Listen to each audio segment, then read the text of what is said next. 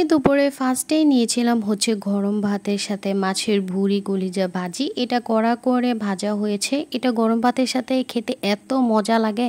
আর মাছের ভাজা তেল তো আমার কাছে খুবই ভালো লাগে। তোমাদের কার কার কাছে ভালো লাগে অবশ্যই কমেন্টে জানাবা। তারপর এটা দিয়ে খাওয়া শেষে নিয়েছিলাম হচ্ছে মুরগি বোনা। এটা একদম বেশি করে পেঁয়াজ আর বেশি করে ঝাল করে বানানো হয়েছে মুরগি বোনাটা।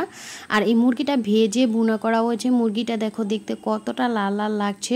মুরগি ভুনাটা তো আজকে খুবই অসাধারণ হয়েছে। একটু স্পাইসি লাভার, কারণ স্পাইসিটা আমার কাছে খুবই পছন্দ। এরপর আমি একটু গ্রেভি নিয়ে আর একটু মুরগির মাংস নিয়ে ভাতটাকে মেখে খুব মজা করে খেয়ে নিলাম। তারপর নিয়ে নিচ্ছি হচ্ছে নাগামরিচ আর একটা লেবু। আমি তো আগে লেবু নিতে ভুলেই গিয়েছিলাম। আর নাগামরিচ তো আমার কাছে খুবই পছন্দ।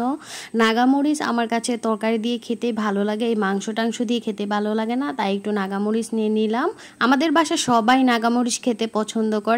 আর এই মাছটা রান্না করা হয়েছিল কালো বেগুন আর আলু দিয়ে ঝোল। আর দেখো মাছের পিসটা দেখতে কতটা বড় লাগছে। এই মাছটা 2 কেজি ওজনের একটা তেলাপিয়া মাছ ছিল। আর আমি সবচেয়ে বড় এই পিসটাই নিয়েছি। আর একটু লেবু চিপে ভাতটাকে আর একটু নাগামরিচ আর মাংসটাকে ভেঙে নিয়ে আমি ভাতটাকে খুব মজা খেয়ে নিলাম।